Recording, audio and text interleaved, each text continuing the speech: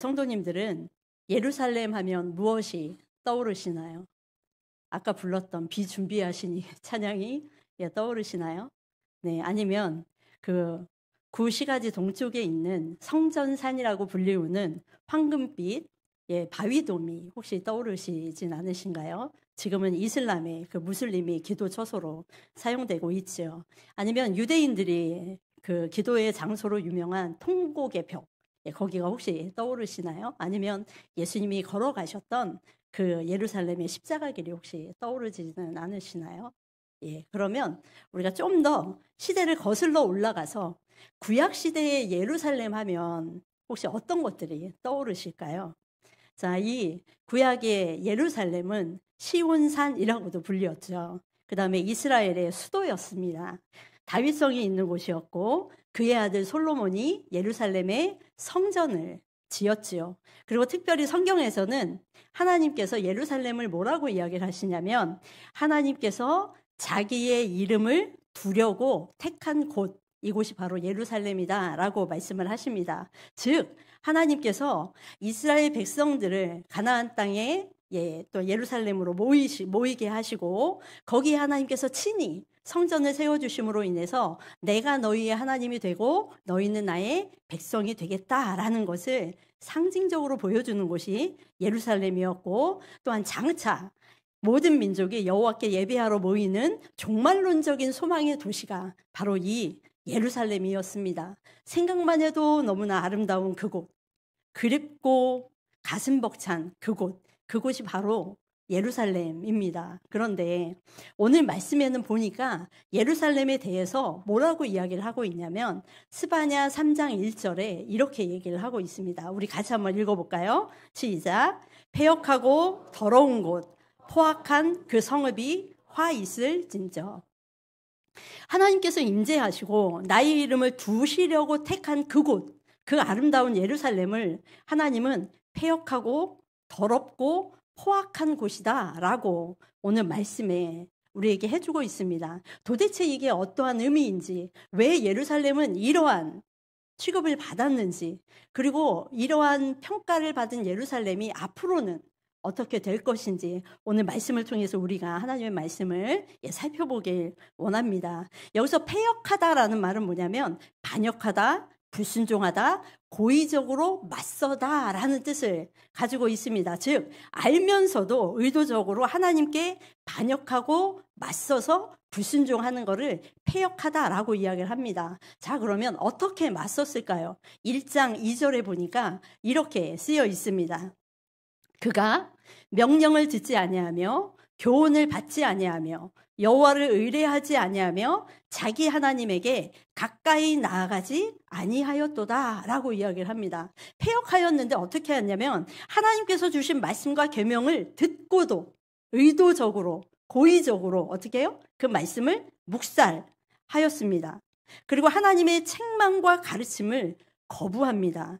그리고 하나님을 의지하지 않고 그때 당시에 주변 국가인 아수르와 또한 신생국인 바벨론을 힘입어서 애굽을 힘입어서 그들의 힘을 가지고 살아가는 게 이때 당시 하나님의 백성들이었습니다. 그리하다 보니 하나님과는 점점 멀어지고 하나님과의 관계가 단절된 상태에 있었던 게 바로 이때의 시대였습니다.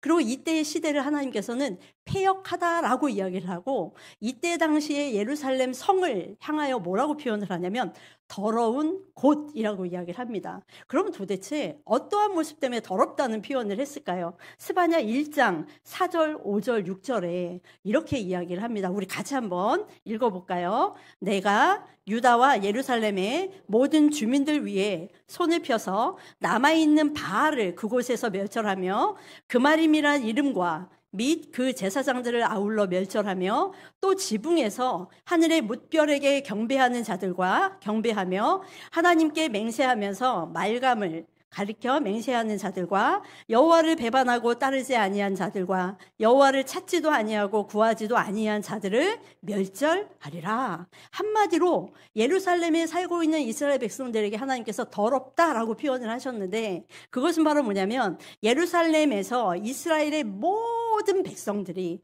너나 할 것 없이, 오늘 1장 4절에 보니까 하나님께서 멸절할 건데 예루살렘의 모든 주민들 위에 라는 말씀을 쓰시거든요.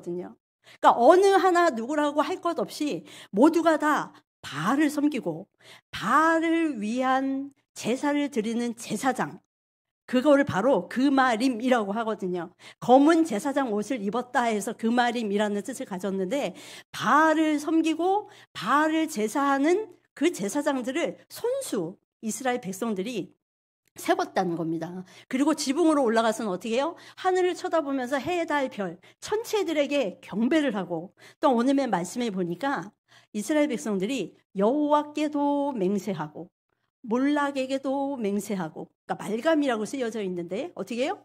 여호와와 우상을 같이 경배하며 섬겼다라고 이야기를 합니다. 이것을 하나님은 여호와를 배반하고 여호와를 찾지도 않고 여호와께 구하지도 않고 여호와께 나가지도 않았다라고 말씀을 하는 겁니다. 그리고 이렇게 살아가는 백성들에게, 예루살렘 성에게 하나님께서 뭐라고 말씀하셔요? 더러운 곳이다 라는 표현을 합니다. 그런 다음에 하나 더 나아가서 표현을 하나 더 씁니다. 그게 바로 뭐냐면 이스라엘 예루살렘 성에게, 성을 향해서 포악한 곳이다 라고 이야기를 합니다. 그럼 어떤 면에서 얼마만큼 포악하고 얼마나 잔인했는지 그것에 대해서 오늘 본문 3절과 4절에 이렇게 이야기를 하고 있습니다. 그 가운데 방백들은 부르짖는 사자요, 그의 재판장들은 이튿날까지 남겨두는 것이 없는 저녁이리요, 그의 선지자들은 경솔하고 간사한 사람들이요, 그의 제사장들은 성소를 더럽히고 율법을 범하였도다 라고 이야기를 합니다.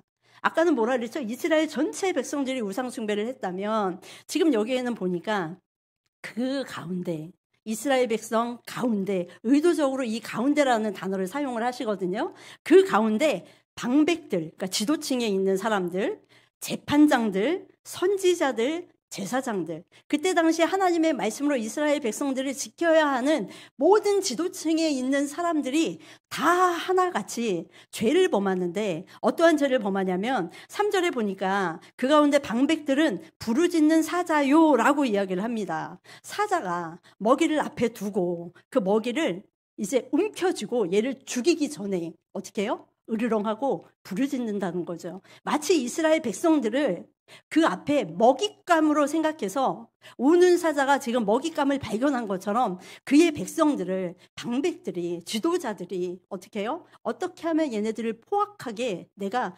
갈취하고 탈취해서 모든 것을 빼앗을 수 있을까라고 생각했던 시대가 이 시대라는 겁니다. 자, 그런데 재판장은 어땠나 보니까 이튿날까지 남겨두는 것이 없는 저녁 일이요라고 이야기를 합니다. 마치 밤에 이리가 저녁에 너무 먹을 게 없어서 하루 종일 으르렁하고 다니다가 먹잇감을 찾아서 이 먹잇감을 딱 물었을 때 어떻게 할까요? 아침까지도 그 먹이를 놓지 않고 먹잇감을 하나도 남기지 않고 다 뜯어먹는 것처럼 이 재판장들이 하나님의 백성으로 의롭게 하나님의 백성들을 정치하고 재판하는 것이 아니라 이들을 물어뜯고 이들에게 좋은 것을 다 갈취한 시대가 이 시대다라고 이야기를 합니다. 또한 선지자들은 어땠을까요? 하나님의 말씀을 두렵고 신중하게 전해야 하는데 그렇게 하지 않고 자기의 감정과 욕심에 따라 함부로 말하고 간사하여 하나님의 진리를 왜곡하고 거짓으로 백성들을 미혹하던 시대가 이 시대였다라고 이야기를 합니다. 마지막으로 제사장들은 어떨까요?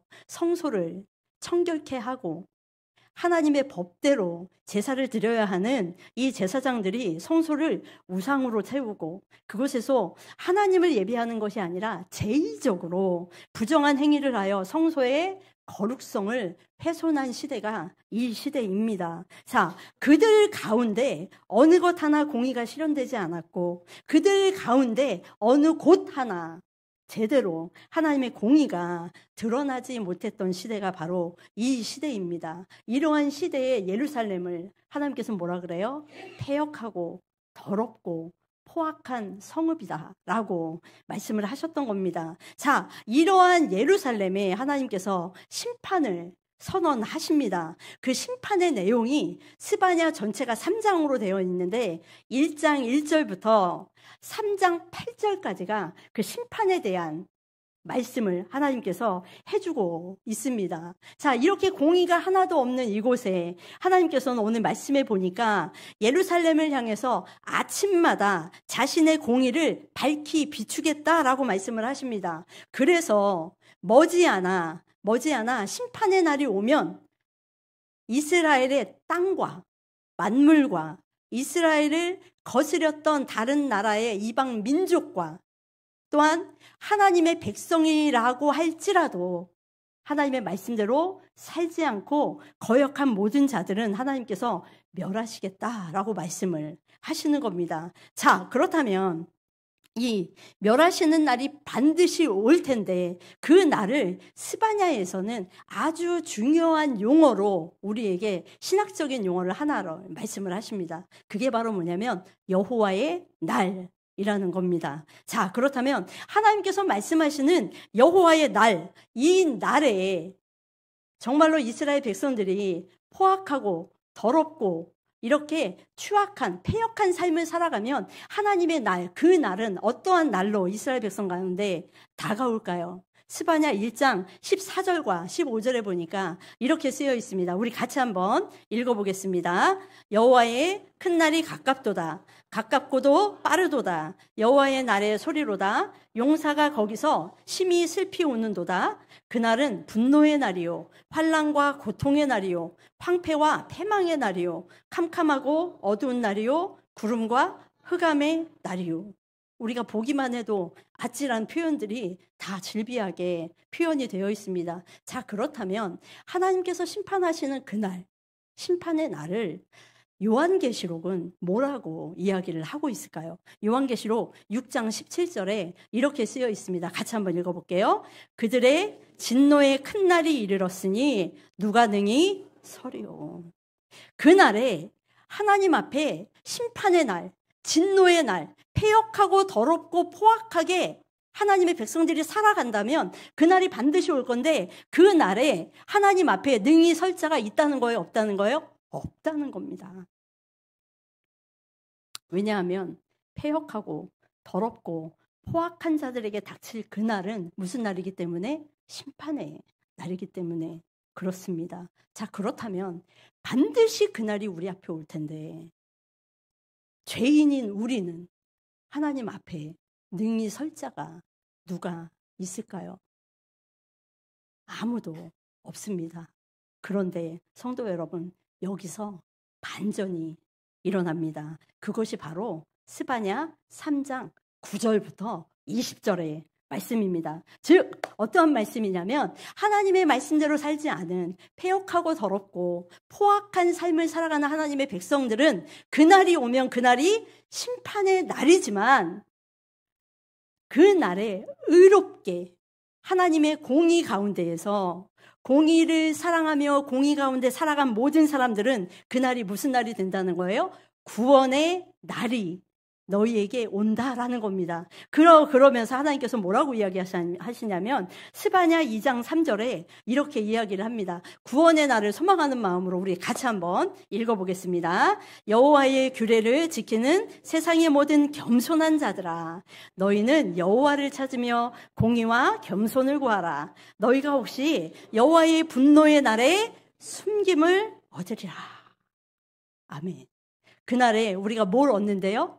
숨김을 얻는데요. 우리가 숨는 게 아니라 누군가가 우리를 숨겨 주신다는 거예요. 이 스바냐의 뜻이 뭘까요? 스바냐의 뜻이 여호와께서 숨기시다라는 뜻입니다. 여호와께서 보호하시다라는 뜻이에요. 자, 그렇다면 하나님의 심판 앞에 설 수 있는 사람은 아무도 없습니다. 인간의 의로나 인간의 공로로는 하나님의 거룩하신 심판 앞에 나도 저도 우리 성도님들도 미안하지만 아무도 설 수 없습니다. 그런데 이 분노의 날에 우리가 숨김을 받을 수 있는 단 하나의 이유가 있다고 오늘 말씀에 우리에게 분명히 말씀을 해주십니다. 3장 15절이 그 해답입니다. 우리 같이 한번 읽어보겠습니다.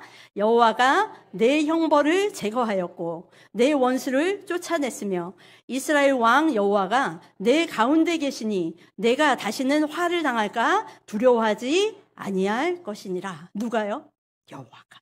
누가? 여호와. 그분이 우리를 숨기시는데 보세요. 여기에 보니까 형벌을 제거하였다라고 이야기를 합니다. 이 형벌은 법적인 용어예요. 재판관이 죄를 지은 사람 앞에서 그 사람에게 형량을 때려서 더 이상 그 죄 가운데서 빠져나오지 못하도록 형량을 때리는 게 이 형벌이라는 단어입니다. 우리가 알고 있는 징벌의 의미와 달라요. 징벌은 훈계하고 교훈하는 것이라면 이 형벌은 법적인 용어로 딱 땅땅땅 사형 제도를 행하는 것입니다. 그런데 하나님께서는 뭐라 그래요? 이 물을 수 없는 형벌을 받을 죄인들에게 뭐를 없애요? 그 형벌을 내가 제거해 주겠다라고 이야기를 합니다. 자, 그 다음에 보니까 또 뭐라고 이야기를 하냐면 너희의 원수를 쫓아내 주겠다라고 이야기합니다. 지금 이스라엘 백성들은 아수르 군대와 바벨론의 모든 위협으로 인하여서 이제 20년 후면 망할 위기에 있습니다. 그런데 하나님께서 뭐라 그래요? 그 모든 것에서 내가 너희를 숨겨주어서 너희가 그 가운데 포로로 끌려간다 할지라도 남은 자를 남게 하셔서 하나님께서 어떻게 해요? 그들을 내가 구원하여 주겠다. 심판의 날에 내가 너희를 구원의 날에 너희를 구원해 주겠다라고 이야기를 합니다. 그리하여서 두렵고 떨리는 가운데 나에게 화가 당하면 어떡하지? 나에게 화가 미치면 어떡하지? 이런 불길한 예감조차도 너희가 전혀 겪지 않도록 내가 너희를 구원해 주겠다라고 이야기를 합니다. 그러면서 하나님께서 뭐라고 이야기하시냐면 14절에 보니까 너희 두려움을 없애고 너희의 모든 환난과 고통을 없애고 너희들은 이렇게 노래하라는 거예요. 14절에 보니까 시온에 따라 노래할지어다.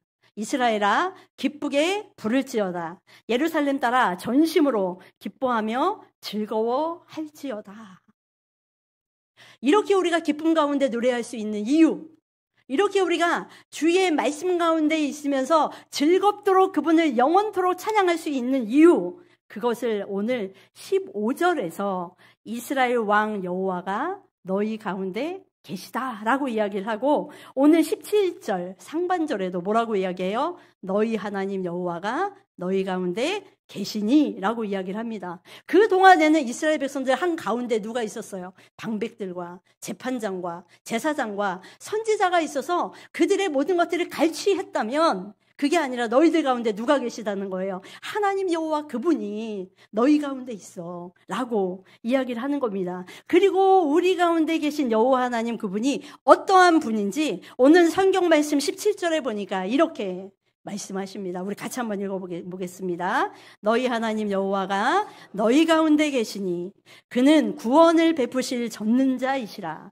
그가 너로 말미암아 기쁨을 이기지 못하시며 너를 잠잠히 사랑하시며 너로 말미암아 즐거이 부르며 기뻐하시리라 하리라. 그분만이 구원을 베푸실 전능자다라고 이야기를 하십니다. 그분만이 우리를 바라보시면서 우리를 보면서 그 기쁨을 이기지 못하고 너무 아름다워. 너무 예쁜 나의 자녀야. 너무 예쁜 나의 딸이야 하며 기뻐하신다고 하는 겁니다. 우리 성도님들도 자녀들을 다 낳아보시고 자녀들을 키워보셨죠. 한밤중에 그렇게 힘들어도 자다가 옆에 있는 아이를 딱 쳐다보면 날이 새는지 모르게 이 아이를 쳐다보면서 어쩜 내가 이렇게 이쁜 애를 낳았지? 그런데 이제 아침이 오잖아요. 아침이 오는 모습을 보면서 오늘도 난 너무 힘들어 이제 죽게 생겼구나 하지만 이 아이를 바라보는 그 기쁨, 그 기쁨의 그 모습으로 잠잠히 조용히 하나님께서는 우리를 바라보시면서 기뻐하시고 우리를 구원하신 것을 한 번도 후회하지 아니하시고 우리를 날마다 인도하시고 베푸신다는 겁니다. 자, 그렇다면 하나님께서 우리 가운데 계시려는 이유는 무엇일까요? 그것은 딱 하나입니다. 그게 바로 오늘 설교의 제목. 결국엔 무엇 때문에? 사랑 때문에. 하나님께서 우리를 너무나 사랑하셔서 그 사랑 때문에 패역하고 더럽고 포악하고 잔혹한, 그래서 죄로 인해서 죽었던 우리를 어떻게 해요? 살리시고 우리를 하나님의 자녀로 삼아 주신다는 겁니다. 그래서 그 하나님께서는 우리와 함께 하기 위해서, 우리 가운데 거하기 위해서 광야에서는 천막으로 이스라엘 백성 가운데 오셨고, 예루살렘에서는 성전으로 하나님의 백성 가운데 오시고, 예수님을 우리에게 보내주셔서 우리 가운데 예수님을 거하게 하십니다. 요한복음 1장 14절에 보니까 이렇게 쓰여 있습니다. 말씀이 육신이 되어 우리 가운데 거하심에, 우리가 그의 영광을 보니 아버지의 독생자의 영광이요 은혜와 진리가 충만하더라. 말씀이 육신이 되어, 하늘 하나님 나라에 계시던 그분이 육신이 되어 우리 가운데 거하심에, 이 말이 원문이 뭐냐면 우리 가운데 텐트를 치심에 이거예요. 마치 광야에서 텐트를 치셔서 우리 가운데 임하신 그 하나님이 우리 가운데 예수 그리스도로 인하여서 텐트를 치시고 우리 가운데 임마누엘의 하나님이 되셔서 종일토록 우리를 떠나지 아니하시고, 우리에게 또한 성령님을 선물로 주셔서 우리 마음 가운데 하나님의 성전이 되게 하시고, 그 성전이 날마다 주를 바라보며 살아갈 수 있도록 은혜를 베푸셨다는 겁니다. 이제 말씀을 정리하려고 합니다. 사랑하는 우리 성도 여러분, 여호와의 날은 구약 시대를 살아가는 이스라엘 백성들에게만 임하는 날이 아닙니다. 지금 살아가는 이 시대를 살아가는 우리에게도 반드시 여호와의 날은 우리에게 옵니다.